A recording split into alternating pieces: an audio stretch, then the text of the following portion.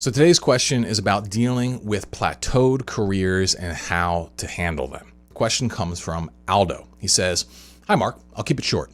I don't know what to do with my life work-wise. I'm 41, I live in Italy, and I have a government dead-end job, and it's the only thing giving you a stable income."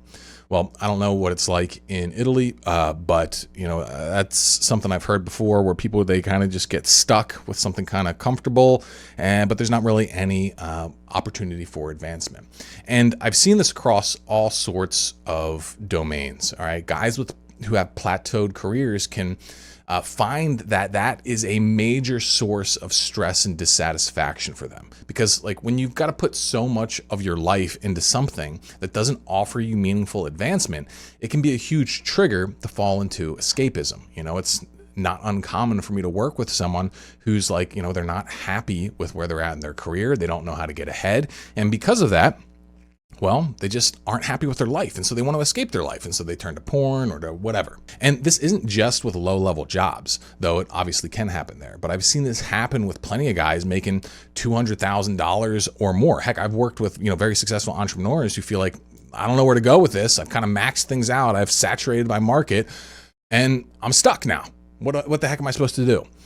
And so what I want to do is break down the general strategy that I recommend if you want to advance out of a plateaued career. Okay. The very first thing is that you want to 80-20 that shit. Okay. So 80-20 method, you should all be pretty familiar with that. But basically it's the idea of targeting the 20% of actions that produce 80% of your results. So, if you're putting in 100% effort, all right, only 20% of that effort is really driving most of your results. Okay. There's some things that you're doing that are way more important than all the other busy work that you're doing. Okay. And so that's what you want to do first, is that, all right, hey, this career, it's not getting me what I want. And so because of that, I'm not going to give it as much. But it doesn't mean that that we should just completely phone it in. I mean, there may be some instances where that is okay. Like if you feel like it is justified for you to completely just phone in your job, or it's just expected, like there's not a quality work environment, you're treated poorly, etc., then yeah, phoning it in might be right. But like for most guys, it's just 80-20. All right, still do the solid, important things, deliver what you're supposed to deliver on, and then free up a ton of energy. All right, stop trying to overperform, stop putting pressure on yourself to do a tremendous amount. And once you do that, all right, it might take a little thinking and figuring out like, all right, what's really going to move the needle? What really doesn't? How can I cut this stuff out? Maybe you got to have some, uncomfortable talks with your boss, being like, hey, yeah, I'm not going to do these kind of meetings, or this kind of thing's dumb. Or maybe it's just enduring some kind of like, boss coming along and asking for the TPS report, and you just like not really caring. Okay. But generally speaking, you've got to figure out how can you free up time and energy. And so when you do that, once you find out how you can free up that time and energy, you got to put that time and energy into figuring out your next move. And so that means doing things like brainstorming, doing research about your options. All right. And that should give you some potential starting points to start, making some changes. Okay. And then from there, you just got to start running experiments. All right. Start exploring. All right. Start actually doing stuff. All right. Trying stuff out. Because a lot of times that next step, it's not immediately obvious. You're going to have to go out into the field and gather experiences that will inform whether you want to keep going that path, go a completely different path, or just adjust things. Okay.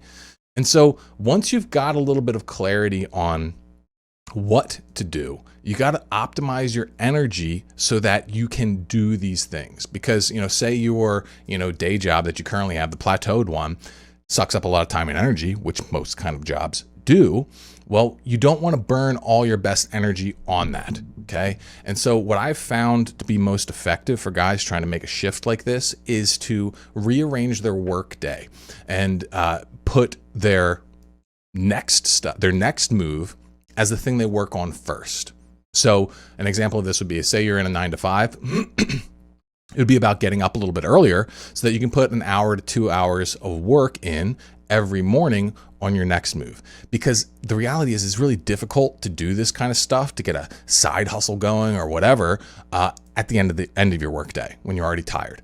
The exception to this would be is if you are a night owl by nature. And in that case, then yeah, you can do it after your workday. But for most guys, getting up early and putting in that, advancement work before you do your day job tends to work much better. It tends to work better for guys building side hustles, all this other kind of stuff. And as you do this for a little while, eventually you're going to start building traction and affirmation until eventually, like, hopefully you can start really thinking about doing a full-time transition. All right. And once you can do that, well, then do it. Make that move. And, maybe you got to build up to it. If you realize, oh, actually I want to do this other business. Well, you build it up for a little while, you get it making a little bit of money, you get at least like validation of the idea on some level. And then once you have that, well, then you have something that you're going into. It's usually, not financially feasible for a lot of guys to just quit their day job and then just try and figure out the other piece. And often that's not even necessary, nor is it even necessarily beneficial, because it's very easy to just flounder if you just cut out all that structure immediately without having clarity around exactly what you're doing on the other side of it. Now, one of the biggest things that's going to get in your way as you try and make a transition like this is if you're falling into dysfunctional escapism. If you're constantly using porn to manage stress and dissatisfaction of all this kind of stuff, well, it's going to be very difficult to be consistent and stay on point and, really make this kind of change actually occur.